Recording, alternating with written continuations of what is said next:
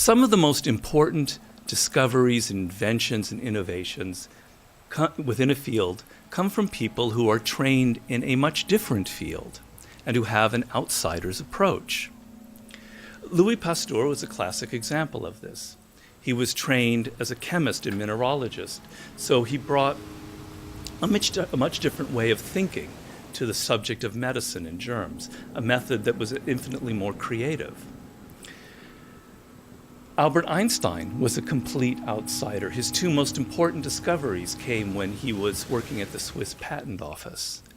Google itself exemplifies this idea. It is perhaps the most successful business on the planet, founded by two men who are relatively complete outsiders to business and who therefore structured and directed their company in a very novel and creative fashion. I could go on and on and on with this list, including many great artists. There are two important reasons why outsiders generally have a creative advantage. First, they are less steeped in and burdened by the conventions of the field that they are attacking. They ask a different set of questions. They approach problems from unconventional angles. And second, they are often trained in totally unrelated fields and so can make interesting and creative connections between two very different forms of thinking, like science and business, or chemistry and medicine, or engineering and design. Now, we can't all consciously follow such a path, but even within the careers that we're pursuing, we can train ourselves to think like outsiders and help loosen up the mind in the process. I came home one night from work spraying for cockroaches, and long story short, I turned on the Discovery Channel. I saw some guys going through Navy SEAL training, and they were going through Hell Week, and they were getting their ass just beat. You know, in and out of the water, guys ringing the bell. They were suffering. And I was weighing like 297 pounds. And I had to make a change in my life. You know, I was at an all-time low, and I wasn't going anywhere, and I was exactly what everybody said I was gonna be, which was nothing. So I had to make a change. What was it about seeing suffering that's really interesting? And I actually get it, but I want to hear you explain it. Why suffering was the thing that triggered that thought? Well, for me, growing up, I came from a horrible background. I got called nigger every day of my life growing up, lived in a small town. The Klan headquarters at that time was about 20 minutes from where I lived. Right. One of the high-ups in the KKK, son, sat behind me in two classes, so he called me nigger all the time. I got my first car, they spray painted nigger, we're gonna kill you on it. So I was just an insecure, scared kid. And the only way I could find myself was through putting myself through the worst thing possible. I'm gonna say the exact opposite of what the world, today's world, is saying. So we read a bunch of books nowadays. As humans, we wanna find out how to be someone else. What we don't do is we don't go inside. So literally turn yourself inside out. Read the book that's like we're writing a book every day of our lives. Every day we're seeing who we are as people. When I was growing up, I lied for people to accept me because I didn't accept myself. So I would make up stories so then you would accept me into your world. I would, everything I did was for someone else to like me. It wasn't until I started reading my own book about how pathetic I was as a human being. I can blame my dad, I can blame kids at school, I can blame having health issues, ADD, my mom not being around. Great mom, but she was doing her thing. Right. I could blame a lot of people. And that's the book I was reading. And I put it off on everybody else. It wasn't until I said, you know what, for me to fix this, I gotta read what the fuck is wrong with David Goggins? Not blame anybody. Read my book and say, okay, I'm afraid of my shadow. How can I overcome that? Go in the military, get your ass kicked, do things you hate to do, be uncomfortable every day of your life. Roger that. I'm not the smartest kid in the world. Okay. Instead of somebody saying, oh no, you're smart. No, don't say that to yourself. I said to myself, no, I'm a dumb. Okay, roger that. How do you get smarter? Educate yourself. So the things that we run from the truth. We're running from the truth, man. So the only way I became successful was going towards the truth. As painful and as brutal as it is, it changed me.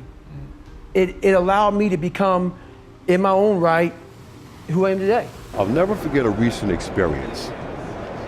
Doing my business on Wall Street, getting on the train to come back to Midtown, 1 o'clock in the afternoon. Normally, there's a lull. This train should be empty.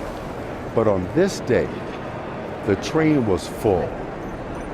Full of people, all in business suits.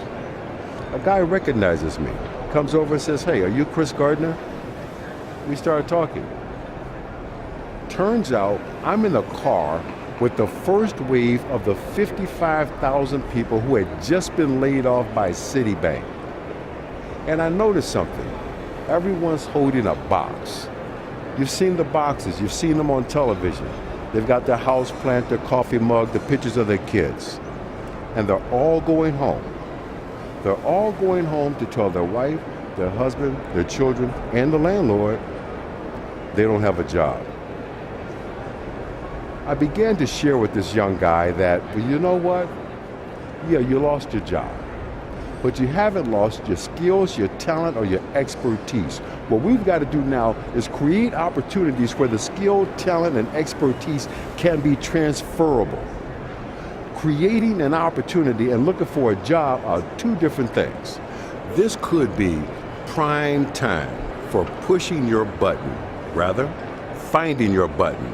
What do I mean by that? Prime time to find that one thing that you love to do so much you would get up in the morning and do it free.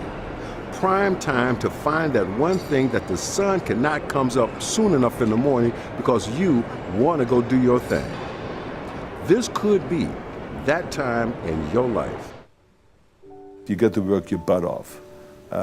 If you think that you're going to go and accomplish something really special and be the best in anything in the world, and you think you can do it without working, you make a big mistake. Because no matter what I did, if it was in bodybuilding or in acting or if it is in the political arena, it always took a lot of work.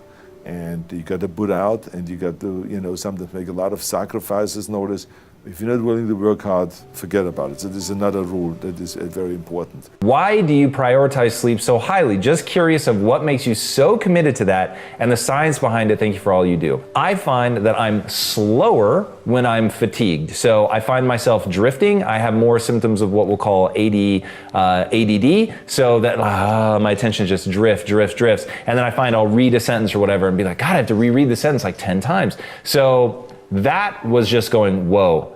I'm not as efficient as I could be. And then the other is I find it a unique form of misery. There is an additional ring of hell that is saved just for people who are fatigued. I hate it so much. So it's misery, and I don't understand people that live a life that is miserable. I just don't get it. And then on top of that, I think you actually accomplish less if you're fatigued. So you're putting more hours, but you're actually getting less done per hour. So if being fatigued puts you at like 0.6 of what your output could be, and then being just like incredibly well rested, prioritizing that puts you at, it's, I guess mathematically I should be saying just 1, then like you have to make up 40% of the number of hours in waking up early just to break even, and then you put misery on top of that. So that's my N of 1 experience, is that I am so deadly efficient when I'm rested that I just get more done. So comparing those two side by side, I actually accomplish more. Well, you know what? People do look at me and see me as creative because I've written so many books, and I am curious. But when I started off in college, in my freshman psych class, they gave us a test for each student to take on creativity. And there were 17 in that class. I can remember it well. And I was at the bottom of the class on creativity. I mean, I was like number 17 out of 17. And what the teacher posted the scores. And so, I mean, I saw how bad I was.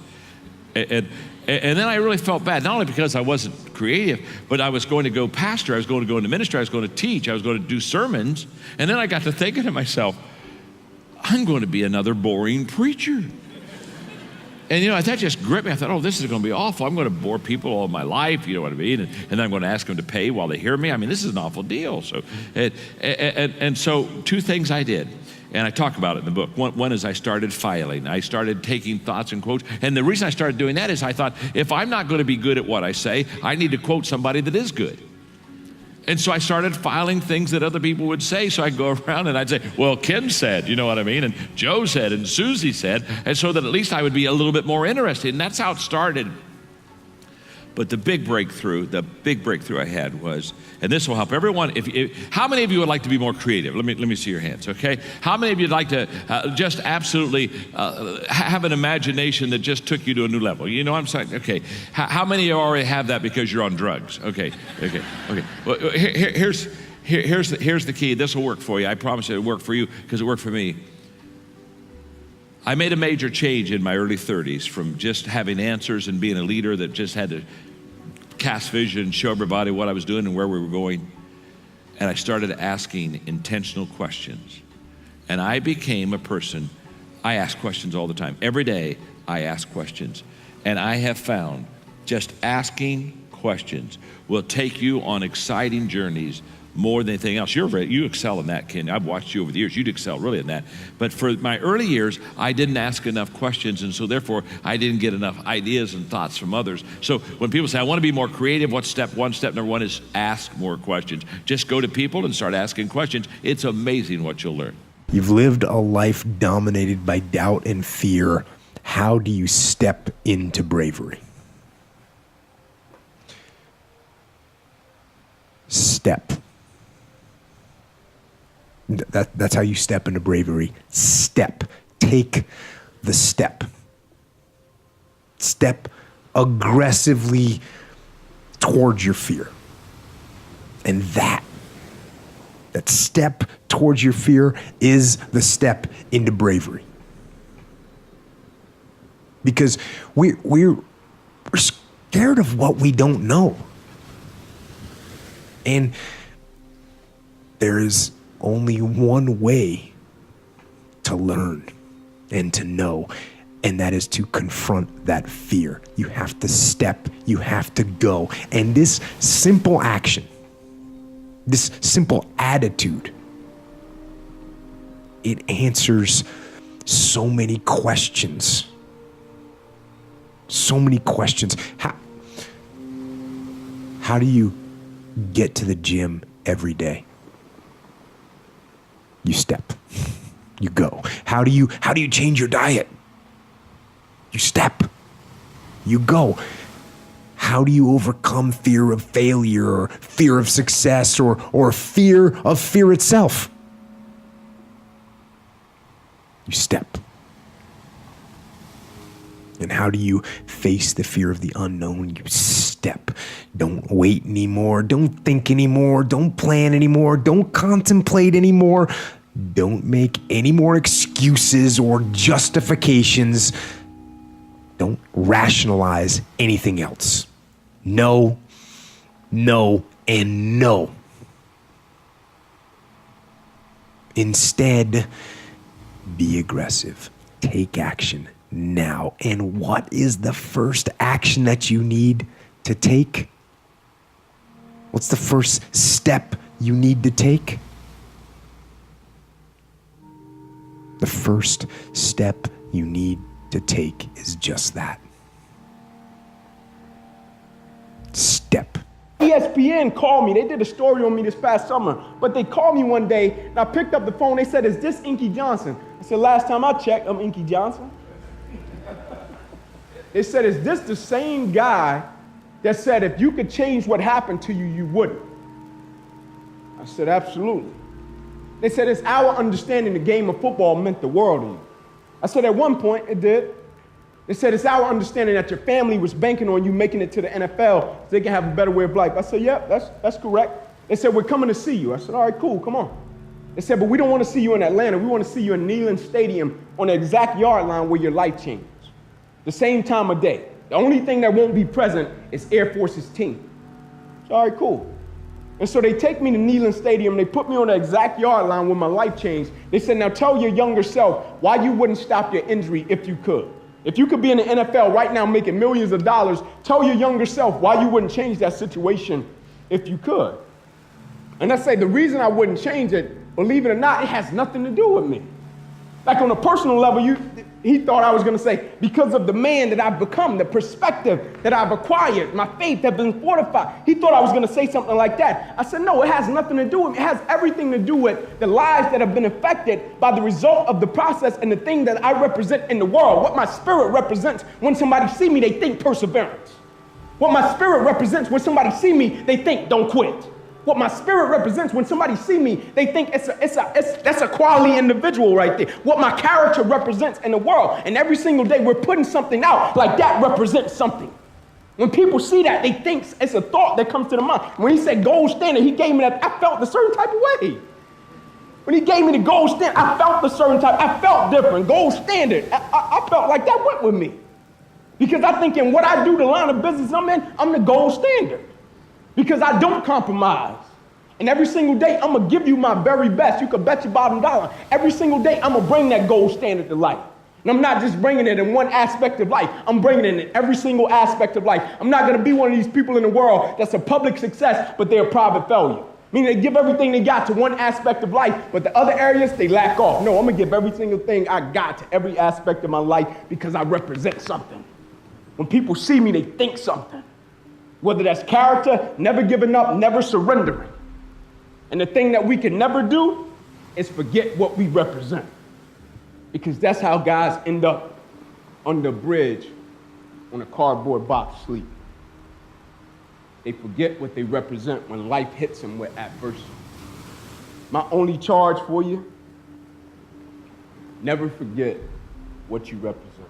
Every single person, when they're in their teens, in their early 20s, they care so much about other people and how they're perceived and what impression they make. And I wanted to be perfect. I wanted to be good at everything and be a good student and be prettier and skinnier and successful and all these things. And I cared about what people said about me and how they felt about me. And as I get older, I just realized that other people won't make me happy. It has to be from within me, and I need to keep doing whatever makes me happy. And whoever responds to that, great. Whoever doesn't respond to that, it's fine too. Mm-hmm. But the less I care about other people's opinions, the better I feel about myself, and the more I do things that make me happy. You're gonna play big, say big. Big. You're gonna play huge, say huge. Huge. You're gonna play ginormous, say ginormous. But first, take baby steps. You're gonna eat the elephant, but take one small bite first, chew it good. Right?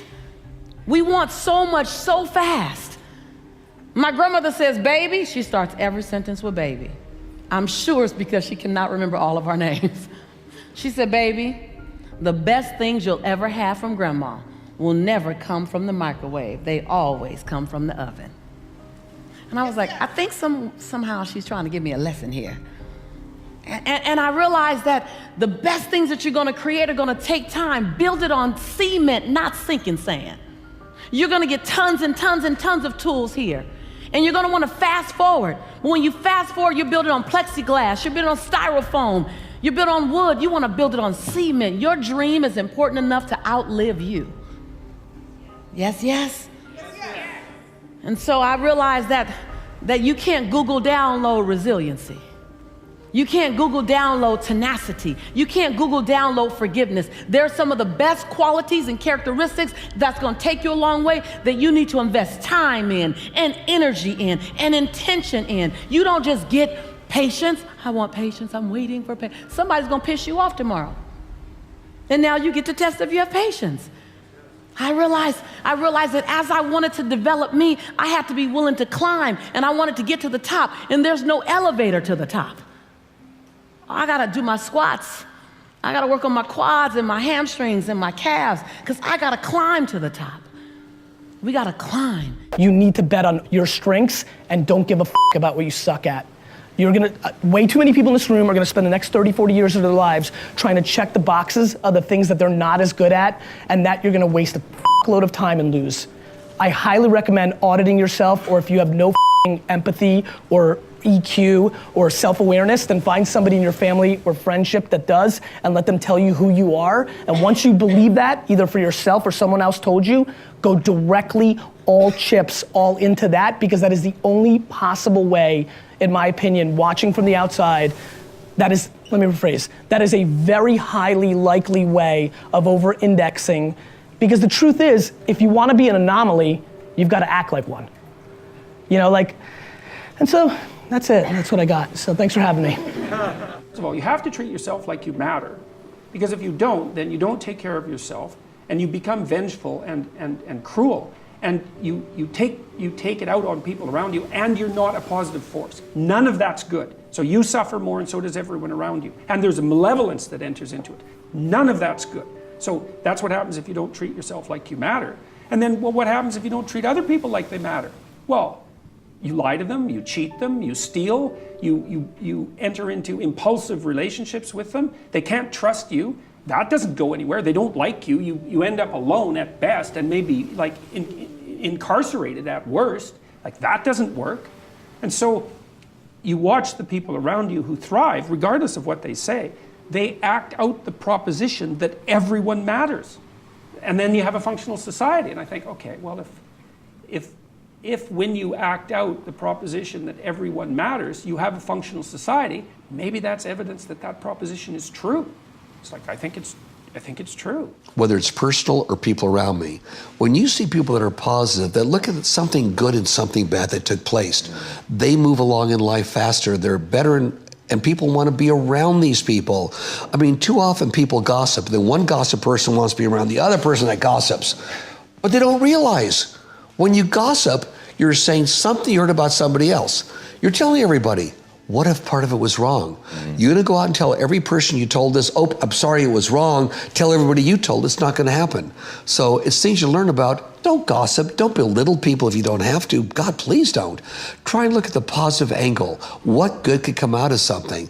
And that positiveness is gonna make you live longer, happier, and wake up in the morning happy, not, oh my God, I gotta go to work, I can't wait till I get home, I wanna retire, because people were not positive, they were not happy. And what happens when they retire?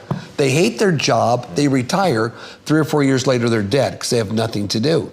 That positive attitude, be around positive people, encourage positiveness. If you find yourself walking around just complaining all the time around people that complain a lot, man, move or just try and do something different, change your life. Being positive and a positive attitude is find something positive and something bad. Makes you look for solutions. When I was down and out, okay, oh, pop bottles, let's get the pop bottles, cash them in. As I started studying people that did more, not people that didn't do more, not people that said do less, not people that said, hey, don't be satisfied or be satisfied, not people that said, hey, be grateful for what you have. I started studying people that said and had done more, that you can do more. That's who I listen to today. I listen to the people, my friends in my life, the people I listen to, the people I talk to, the people that I follow on Facebook or YouTube or Instagram. I don't follow everybody. I follow the people that say, you can do more, dude. I follow the people that say, I am doing more. I follow the people that are actually doing something on this planet to make a difference for the better. You have to be selective. You have to give something up, okay? You cannot listen to everybody, to every voice, to every person that's quit or given up. You got to make a decision. If you have that little voice inside of you that says you can do more, you have to give attention to that voice, and you got to feed it with those that support that idea that you can do more. Everyone in this room knows how to create. You're not a manager of your life, you're a creator of your life, or you wouldn't be in this room. How do you create your life? You get hungry for something, don't you? Who has done something in your life that once seemed difficult or impossible, and now it's part of your life? Who's got something in your life in this area? Say I. How did you do it? You created it 3 ways. Number 1, you decided there's something you wanted so bad that you unleashed all your desire. You became obsessed with it. If it was a business or a car or a relationship or a transformation in your body, if there's something you once envisioned and now it's real, it's because you didn't just envision it, you brought so much emotion to it that now it's in your life. It was once a dream, it was once a goal, and now it's in your life. How many have something like that in your life now? Say I. You may take it for granted now. Hopefully not. But it was once just a vision. It may have seemed impossible at one time. So how did you do it? You started with a concrete vision of what you wanted, and you focused on it continuously, didn't you? Wherever focus goes, energy flows. You envisioned something, you got clear about it, and then you started thinking about all the reasons why you wanted it. You got excited about it. Said, this is what's next for me now. I want this. You may have dreamed about it, thought about it, talked about it. But when you focus on something continuously, something magical happens. You get insights, don't you? You overhear a conversation and you hear something you wouldn't have heard if you didn't have that outcome or goal that you wanted so badly. Who's ever come up with something, obsessed about it, didn't even know how to do it, and it just happened and it came together? Who's had that experience? Say I. So why don't we tap into that power now for your business and life? You want to be great, like you want to be good. And you sort of set these funny expectations for yourself, you know? One of the funniest things that Fogerty ever said to me, he was like, yeah, I was learning to play the drums, but I realized that I would never be as good as John Bonham from Led Zeppelin, so I stopped. And I'm like, who is as good as John? But nobody. Like, what the, how could you do that? So, like, there should be no right or wrong, you know? You should just be cool with what you do and how you sound. Like, it's one of the things that I have a problem with, like a lot of those song contest shows on TV. Not only because, you know, whatever, it's corporate cheese or whatever, but I have a problem with, like, if my kid walked up on stage and sang her heart out as best as she could, and Jennifer Lopez said, like, no, sorry, that's not good enough, I'd be like, I would be so pissed, you know? Because that's not how it works. You know, you should go to a yard sale and buy a shitty old guitar and then go find a friend and get into your garage and just suck. That'd be awful. And then write some songs and become the biggest band in the world, you know? Because that's how it works. I mean, it works other ways too, I'm sure. But I mean, as a young musician, you know, first of all, you're not gonna make a living doing it. Like, accept that, realize that. Because then if you do, you're stoked. The reward of playing music should be the reward of playing music. Like, that's what you kind of get. Like, when I was a little kid, or when I was playing punk rock music as a teenager, like, there was never any career opportunity because we played punk rock music. Nobody wanted to buy that, but we loved to do it. It was so much fun. And like, if you start from a place like that you just love to create and you just love to play music and you can't stop thinking about it and you do it every day and you do it by yourself or you do it with your friends and that's enough for you to survive the rest of your life, that's great. And then once you start getting good, you start playing for people. And once you start playing for people, if you're good, then those people will tell other people, that girl's really good.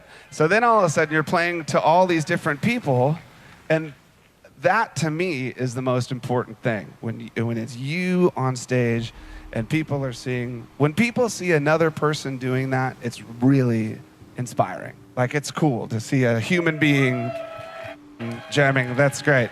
One night, Chris had gone to bed. I'd been struggling. We still had all the same problems. We still had a lien on the house, still facing bankruptcy, still fighting like crazy. I was still unemployed. They still hadn't figured out like the solution yet for the business. And I was about to turn off the TV, and there on the TV, there was this rocket launching, and I thought, oh my gosh, that is it. I am gonna launch myself out of bed like a rocket ship, like NASA, right here, had launched me out of that bed. And I'm gonna move so fast that I don't think. I'm gonna beat my brain. Now, here's a really interesting point. I talk a lot about your instincts and inner wisdom. And we can get into this a little bit later, but a lot of us talk about the fact that you have a gut feeling. But what all this research that I've done for the book and all the speaking that I do, what I've discovered that's fascinating is actually when you set goals, when you have an intention on something that you want to change about your life, your brain helps you. What it does is it opens up a checklist, and then your brain goes to work trying to remind you of that intention that you set. And it's really important to develop the skill, and I say that word purposefully, the skill of knowing how to hear that inner wisdom and that intention kicking in and leaning into it quickly. So for me, my brain saying, that's it, right there, move as fast as a rocket, Mel. I wanted to change my life.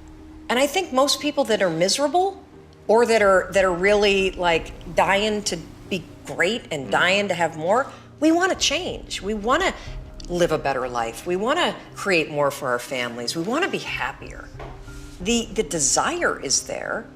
Again, it's about how do you go from knowledge to action. So the first thing in this story that's important is realizing that the answer was in me. And my mind was telling me, pay attention. Could have also been the bourbon. I had a couple of Manhattans that night. But anyway, the next morning, the alarm goes off, and I pretended NASA was there. It's the stupidest story. I literally went 5, 4, 3, 2, 1. I counted out loud, and then I stood up. And I'll never forget standing there in my bedroom. It was dark, it was cold, it was winter in Boston. And for the first time in 3 months, I had beaten my habit of hitting the snooze button. I couldn't believe it, and I thought, wait a minute. Counting backwards, that is the dumbest thing I've ever heard in my entire life. Well, the next morning I used it again and it worked. The next morning I used it again and it worked. The next morning I used it again and it worked. And then I started to notice something really interesting. There were moments all day long, just like that 5-second moment in bed, where I knew, knowledge, what I should do. And if I didn't move within 5 seconds, my brain would step in and talk me out of it. Every human being has a 5-second window, might even be shorter for you. You have about a 5-second window in which you can move from idea to action before your brain kicks into full gear and sabotages any change in behavior. Because remember, your brain is wired to stop you from doing things that are uncomfortable or uncertain or scary. It's your job to learn how to move from those ideas that could change everything into acting on them. A lot of so-called unhappiness is also a childish way of trying to change things by being as unhappy as you can about them. And the underlying unconscious or semi-conscious assumption is, if I'm really unhappy, somebody, perhaps God, is going to do something about it, or I'm going to prove him wrong. I'm going to show him how dreadful it is, and then finally, this is an unconscious assumption behind the unhappiness, because you believe, if you're habitually and frequently unhappy, you believe that it has a purpose. It's an underlying assumption, perhaps you wouldn't verbalize it in that way, but you believe that it works for you. Of course it doesn't, but things are going to change, but just need to be really unhappy, so that God finally, even if you don't believe in God, this can still be the mechanism, the underlying unconscious assumption behind it. It's something is going to happen. And of course the opposite is true, because the more unhappy you are with something, the more you are stuck in the situation. My first passion before food was football. But I was always a good eater, great lover of food, and I grew up partly in Scotland, partly down south. So we had that sort of token of appreciation of home-cooked food. Then I was very lucky to get on a foundation course, spending the last year of my school at a foundation course, studying maths, English 2.5 days a week, and then learning to cook for 2.5 days a week, and it was a sort of new experiment. Now we had trouble with buying my first set of whites and chef knives, and we depended on the Banbury round table to come up with something like £85, £90 that Mum and Dad didn't have to get my first set of whites. So I still remember that day now, and how ecstatic and happy I was when I got given my first set of whites, my knives, and all of a sudden I wanted to go on that mission. Football was a sort of huge burning ambition, and I was trying to decide. Yeah, I had a horrific injury where I smashed my cartilage, and then all of a sudden, what do? You sit there and get bitter. But I had this little burning desire of this sort of chef, this ambition, and then I sort of channeled that frustration from football into cooking in a way that I just wanted to learn. The foundation course was huge. Did a Sitting Guild 706. I was a mature part-time student, and Mum and Dad didn't have the money to send me to college full-time. So it was hard, but what I did do is take a job in the industry. I worked 6 days a week and went to college 1 day a week. So then everything started becoming clearer. Got my qualifications, the basic, and then went to London. And that's where it really just took off.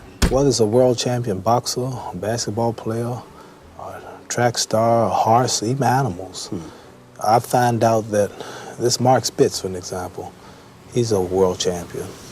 But what made him the world champion was that he seemed to, at the right time when the pressure's down, at the last few yards, he can get that lead, or he's got enough left to make it.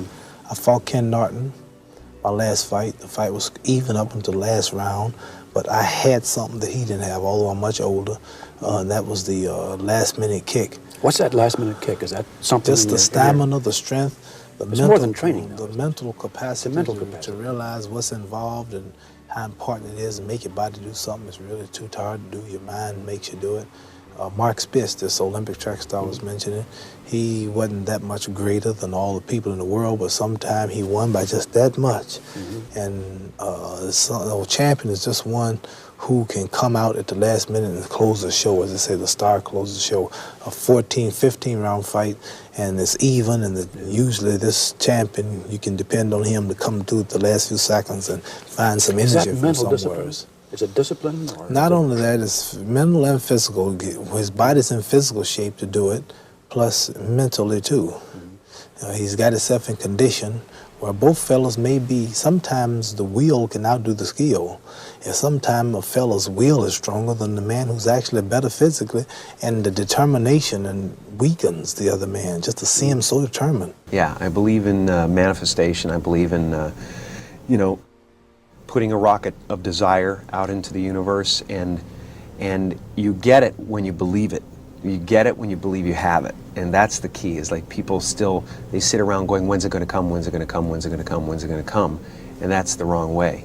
You're facing the wrong way, you're facing away from it. You have to go, it's here, it's here, it's here. Every single human being has value, and my value is not determined on how I look or what job I have or where I'm from, where I was born, how much money, all that stuff is nothing.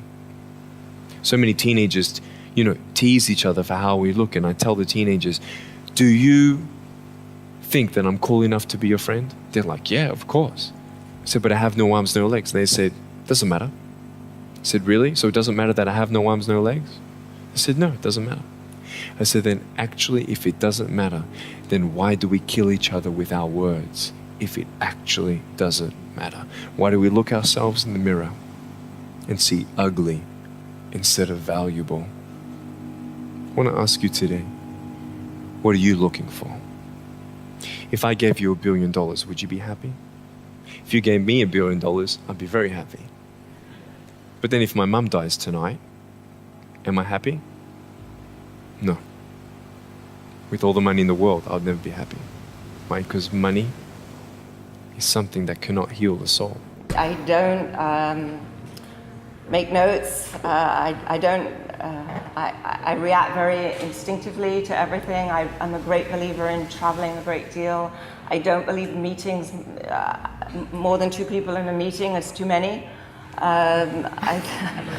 Really, it's true. Do you know about stand-ups? No, okay. So in Silicon Valley now, when you have a meeting, everybody stands in a circle like they're meditating. And that's that's how, maybe I should try that. I think the more you go out, the more you see, the more you experience life, the more you bring back to your day job. So as I was trying to say in my remarks, I think the problem about big corporations is you get a lot of people my age trying to hold on to their jobs and, clinging on to their pensions and their retirement, and they're not experiencing new things, and they don't like change and they don't like disruption. So either they don't make a decision or they say no, and as a result, they stagnate. So it's terribly important to bring people in from the outside and not to remain too insular, and also to hire as many young, bright people like all of you as you can, just to teach you how to think about things completely differently. I was a very headstrong young person, and by 1983 or 4, had started my own publishing company to publish my own books, realizing that no one else will publish me, and I was right about that. And so my first book, I saved my food money from Black Flag, little here, little there, and I saved enough to make a fold and staple book. I couldn't type, so I hand wrote out the things, and I made a dummy that I could offset, print, fold, and staple. And I sold them for $2. Mainly gave them away, but I sold enough, and they blew out. 500 just went. And then I took that money to make another print run of that. And from that money, I made my first paperback. And 33 years later, that's a fully staffed company with books in translation and hardcover editions and the whole 9 yards. But it started with, I'm gonna do my thing. I'll be City Lights Jr. without the talent. And I did that at the same time I was doing my first spoken word gigs. And why did I have the gumption and the audacity to start my own book company? Because I come from punk rock. I come from watching Ian MacKaye invent Discord records on his mom's kitchen table. I come from folding and gluing picture sleeves together. Black Flag had their own label. Of course you do it yourself. You want to make a book? Sit down and write it. Then go to the printing place. Where's a printer? Get in the phone book and find a printer. We make records, make some books. You just do it. It's like you don't even think about it, you just do it. And I'm sure that writing is just awful, but I did it. And without even hesitation, I'm making my own book company. Stop me, I dare you. I never thought about it twice. Just because DIY, man. Like, let your voice be heard. The cookie jar is something I invented. As you all know, your mom has a cookie jar, and sometimes you might have an Oreo, sometimes you might have a Chips Ahoy, sometimes you might have an oatmeal raisin cookie. You never know. It's just in there. My cookie jar has every single failure and success of my life, something I overcame. So what happens in time of life when you're stressed out and things get bad, even the hardest guy in the world, me, everybody thinks, and I think I'm the hardest guy in the world. You gotta believe that. You gotta believe you are something. I will, in my mind, reach into my cookie jar, and sometimes you forget how hard you are in times of need. Because you're stressed, but you forget, I'm a Navy SEAL, I'm a Ranger, I'm this and that, but you forget all that because your life sucks. I calm down, take that 1 second, get control of my life, reach in the cookie jar. Well, you got called nigger your whole life, and you're now the only person in history to do this, this, and this. Put it back in the cookie jar, reset my mind. You have to remind yourself of how badass you really are in times of need. That's the cookie jar.